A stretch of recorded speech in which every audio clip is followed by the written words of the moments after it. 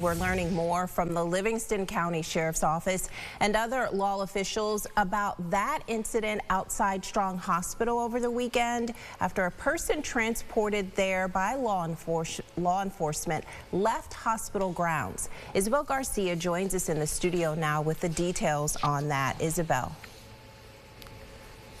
Yes, Teresa. Livingston County Sheriff Thomas Dougherty took accountability for the situation here, much of this involving a rapidly changing medical status described as unexpected.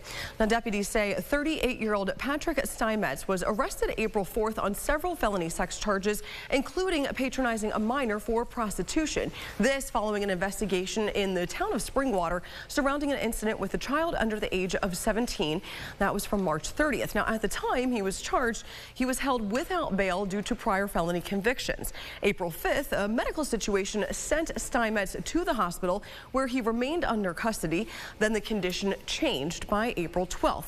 Now, at the request of the sheriff's office, Steinmetz was released from custody with stipulations to review his status on a weekly basis due to that medical condition. Then within 24 hours, Saturday evening around 6, several law enforcement agencies responding to the hospital. This after receiving reports Steinmetz left. He was eventually located Sunday morning at a home in Rochester. This is something the sheriff says was not expected to be a possibility.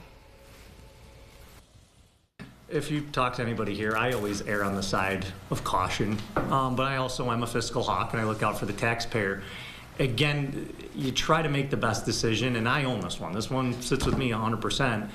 If there will be future ones, but the decision has to be made in a similar way. If it looks like a short-term window, we spend the money. It's 24/7, around the clock, at the hospital.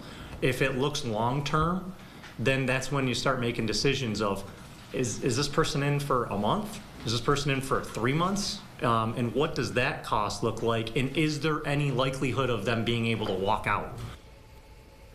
Following another court order, Steinmetz is now in the custody again of Livingston County Sheriff's Office and currently back in Strong. He is due back in court in the town of Springwater on May 9th, although he may be indicted by a grand jury prior to that date. For now, back to you at the desk.